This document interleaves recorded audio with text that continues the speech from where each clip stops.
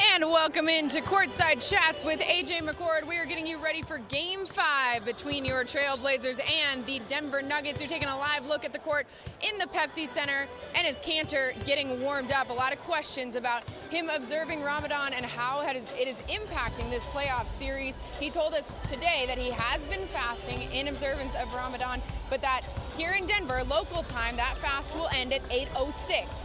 Local tip-off time is 8:30, so he will be able to get food, water, medicine, but says he feels great and he is ready to go, which is a good thing because he certainly needs to be. The Blazers taking this best-of-7 series and essentially turning it into a best-of-3 because we are tied at 2 games apiece after Sunday's loss in Portland. So the Blazers are going to have to steal one here in the Pepsi Center if they want to move on to the Western Conference Finals. The players returning to a lot of the same rhetoric they had after Game 1. They want to do a better job of making the Nuggets uncomfortable, keeping them out of their rhythm. They have to do better at keeping Nikola Jokic from getting the rest of his players involved. Jamal Murray has scored 34 points in the last 2 games. They have to limit that if they want to get this win tonight. So enough from me, though. Let's hear the players tell you their keys to tonight's game. I mean, I think it's some things that we could do, a few changes we can make just to put ourselves in a better position to rebound, limit some of their extra opportunities, and just make things a little bit more difficult for them. We know that they're a rhythm team, and just try to disrupt that to start the game, instead of letting them get comfortable and get in the flow of what they want to do. You just got to, be able to sustain that throughout a series, game to game, quarter to quarter. We can't really have any letdowns. We got to bring it every night and every time we're on the floor. We just need to go out there, play hard, play smart, and not worry about anything else, just worry about us. Just go out there and just give yourself 100%. And, just like you said, we have 3 games left in this series. I hope 2 games left. And because I really don't want to come back here again. But just go out there and just stay together, man. That's the most important thing. Stay together. That is the most important thing. And we are together now with Jason Quick of The Athletic. Thank you so much for joining us. So Game 5, a couple of things to watch for. We know that third quarter was not good to Portland on Sunday. They were outscored 27-14. They were out-rebounded. They were out-efforted. So how did this team come out of the locker room with more energy in the second half? Well, I think that was a good lesson for them. And you don't like to have that lesson taught to you when you're in the second round of the playoffs. But I think it's a reminder that, hey, just because you won a couple big games, you haven't done anything yet. So I don't think we'll see a lapse in effort like that again in this series. No, I don't either, especially because we didn't see it almost at all in the Oklahoma series. Exactly. They were locked in the whole way. So I think, unfortunately, it was a lesson they needed to learn, but hopefully it's a one-time lesson, right? Right. So, but I think the part of that is, I think we've talked about it before, the Oklahoma City, you had that kind of carrot out there that, man, we don't like you. We want to, be better than you, Dame versus Russ. And there's not really that dynamic here. No, Nikola Jokic is a lot harder to disdain than Russell Westbrook is. And in addition to that, the monkey was this team hasn't gotten through the first round of the playoffs. They've been swept. Well, kind of playing with house money at this point. So it's a little bit harder maybe to get energized, enthusiastic, but these are professional basketball players. Yep. They're going to be ready. Yeah. So the other thing we talked about, Nikola Jokic, we talked about him a little bit, just how much of a playmaker he is, but also an assister. I mean, Jamal Murray has 34 points in these last 2 games. So how do the Blazers, I know they can't contain Nikola Jokic entirely, but how do they do a better job limiting the people he likes to facilitate? Well, it's tough because in Murray and Jokic, you're talking about 2 big-time players. Yes. And they have both gone off in this series, yet you look at the aggregate score, and they're separated by 2 points. I know. So, I don't think you want to go too crazy in trying to make too many big adjustments. What they're doing, they're right there in the games. And then I think it becomes more about what the Blazers are doing rather than what Denver's doing. So, there's some things, I think Maurice Harkless can be a little bit more in Jamal's face and take away some of that. But I think the big thing that they need to improve upon is the rebounding, the offensive rebounding. They're dictating so much manpower to stopping Jokic that I think guys are slipping in behind and getting offensive rebounds. So I don't think there's going to be any real big adjustments there.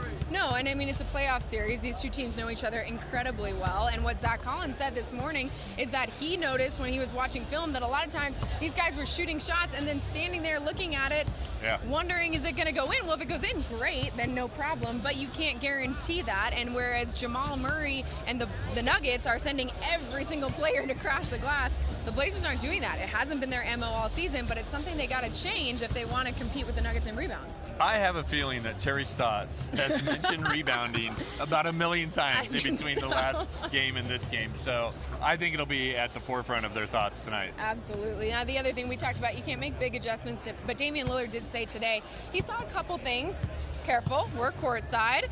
So he saw a couple of things, especially in that fourth quarter of Sunday's game, that he thinks he can take advantage of a little bit more. Of course, he didn't let us in on that secret, but how confident are you that Dame can make some minor changes that would have a big impact? Look, first of all, I think Dame is going to have a huge Game 5. There you go. I could see in the podium after Game 4 when the first 3 questions he was asked were, what's Denver doing to take you out? Why are they making it so tough on you? And I could see in his mind, he's like, oh, wow, that's the storyline now? Yeah. That I'm being taken out of the series? That I'm not performing? And that, when this kid has some fuel and some motivation, look out. I think Game 5, he's going to be big. But I think what he was talking about, we've seen late in the last 2 games, when the Blazers needed a bucket, he attacked right off the first step.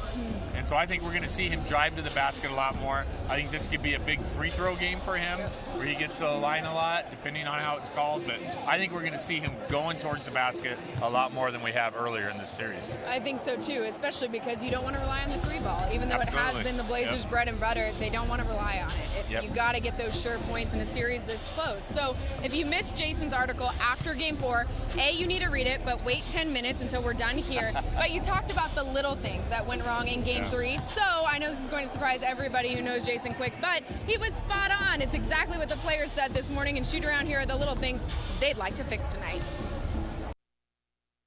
Especially with this team, I think a lot of times we get caught up in, again, kind of watching the ball and thinking we're okay, and especially if our guy shoots it or one of our guys is on the perimeter and we just go in the rebound and just look and he's coming from behind and we don't box him out and he gets it. So just little things like that, and I think we'll definitely do a better job tonight. I said it's just the little details that really matter. So just go out there, box out, and just do your job. How much of that is this technical skills of boxing out, getting higher, and how much of it is effort? I mean, it is a lot of his effort, because now obviously, Jokic, Paul Millsap, or even like the wings, they all crashing the board. So we just need, it's not just the big man's job; it's everybody's job to just turn around and box their man and just go get the rebound. Exactly, and as Cantor's saying, it can't just be the big men boxing out tonight, it has to be everybody, but that is a little different than this team has played this entire season. So how does a player mentally, who maybe hasn't been as aggressive crashing the glass like Dame or CJ, how do they make that switch in just 48 hours? I think it's easy. I mean, it's a basketball fundamental. When the shot goes up, you find a body. You look for somebody around, and you got to get body on body. You can't be like a little bird looking up at the nest. That's what they say. That's what you try to get away from, is being a bird looking at the nest. You got to look for a body and put body on body. So I think they'll get back to the basics tonight. Again, I think Terry Stotts has hammered this, because he certainly hammered it to people in the media about rebounding. We got to do it. But also, you have to tip your hat to the Nuggets. That's one of their fortes. It's one of their strengths, is crashing the glass and getting offensive rebounds. So I think Portland just needs to shore up and be a little bit sharper there. So a couple of stat columns that we took a look at before this game. As far as total points, you mentioned it earlier, the Nuggets have 2 more total points over the 4 games. The Nuggets also have 2 more second chance points over the 4 games. But the stat column that got my interest was, despite the Nuggets only having 2 more points, the Nuggets have 67 second chance attempts to the Blazers only 49. Yeah, so that's a pretty big difference. 18 more shots. That's 18 more times you got to work on defense. And look, those things are deflating. Yes. I mean, I know as Blazer fans, how many times you're like, yes, they got to stop, and then, I know. Rebound. So that's what those things do. It plays with your mind because it's so deflating. You play good defense, you get a stop, and they get offensive rebounds. So I think it's been kind of the subplot of the series so far has been Denver's offensive rebounds. Yeah, it's going to be a stat to watch tonight for sure. I have a feeling we're going to see a lot of effort, a lot of tenacity from the Blazers on the boards tonight, certainly. So, Jason, thank you so much for joining us. One of the players for the Nuggets that came up very big in Game 4 was someone here in Portland we're very familiar with. That would be Will Barton. Here are the players talking about how his impact changed the game on Sunday. Every night is going to be different. Every series is going to be different. Your role might be different. You got to be prepared for anything, and that's what I came into this thing telling myself: just be prepared for anything. That's a thrill. I mean, make or miss shots. He could shoot with confidence. He's going to attack with confidence. He's a fearless guy. Game 4 was, he had some big shots. He wasn't hitting at a high clip earlier in the game, but when it comes down to get him on the line, he's always a guy you can look up to and have to make those kind of shots. So we're joined by Katie. Now we just came back on to our Facebook Live. You did yours earlier. Yes, I did. It's been kind of fun. I know you guys don't have the game. She's with Altitude, so they have a lot of the Nuggets games during the regular season. How fun has it been to kind of just let loose a little bit this series? Well, it's funny because I'm actually on the radio. I'm sidelined for the radio because our radio broadcast still can continue when the national games are being broadcast. So no days off. Yeah, no, I'm still full blown. We have a pregame show, a postgame show. I'm all over it, so it's really not a break. Yeah. Still a really fun series to be a part of, though. Yeah, this has been a fantastic series, and one of the players who stepped up big was Will Barton for the Nuggets on Sunday. Obviously, his story very familiar to you guys, how he went from being a starter to being on the bench in that first round, and then all of a sudden he's stepping up big in these big moments. How impressed have you been with his ability to rebound? That's just who Will is, right? His confidence doesn't waver regardless of the situation, regardless of how he's playing or how he's shooting. He's stone cold all the time. He is Thrill Barton for a reason. That's his nickname. So Will has just been a stud for this team, and the way that he has been able to wear a bunch of different hats and then go in and take advantage of whatever opportunity is given to him, that's been huge. In the past couple of games, he has been huge down the stretch for the Nuggets. His ability to step up and rise to the occasion. It's so funny. People are always asking him, what do you do when your shot's not going in? Or how great is it that Malone trusts you in those situations? And he's like, I just play. I just want to play basketball. I just want to do whatever the team needs for us to win. And he really means that. He genuinely is that selfless of a player for this Nuggets squad. And it's pretty crazy that both these teams are really made up of players like that. Yeah. I mean, we have a ton of selfless players on the court all the time. One of maybe the most selfless ones is Nikola Jokic. I mean, he's unbelievable. Every single game I go, surely he's got to be tired, right? He played 65 minutes on Friday, came out Sunday and was a tank. Does he have an off switch? No, well, he's also very young. He's 23 years old, so he just bounces right back up right away. No, Nikola is a gem, if you will. I don't think that there is another big man like him in this league, and I don't know if there ever will be. And let's just take a second to talk about how great he is off the floor, too. I mean, some of the comments that he's made in pressers. And the microphone battles. Unapologetically himself at all times, and that is something that it's hard to not cheer for, right? Regardless of what team you're a fan of. Nikola Jokic as a human being is a fun guy to follow and to pay attention to, and he's hard not to pay attention to on the floor the way that he's been playing. He makes himself impossible not to pay attention to. So huge triple-double. He just continues to step up for this Nuggets team regardless of the situation, kind of like Will Barton does. More so than Will does, obviously, but Nikola is what this team runs through. It's when he goes, they go, and that will continue to be the case. What's been remarkable about him, though, is the way that so even keeled. This is his first playoff experience. We forget about that. This is his first time getting a taste of the playoffs.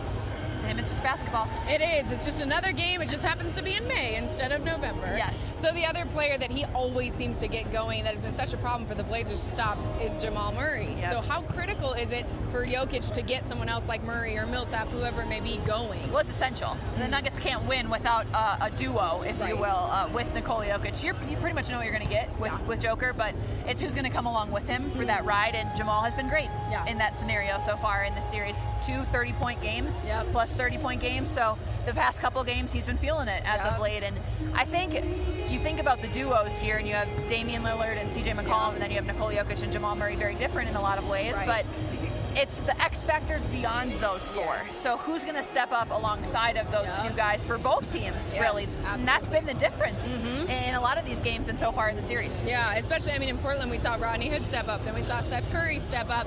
Seth Curry one didn't make a difference, by the way. I saw you see that stat. Yes, I did. Blazers are now 16-1 when Seth Curry still scores 12 points or more. So thanks for picking up on that one. Yeah.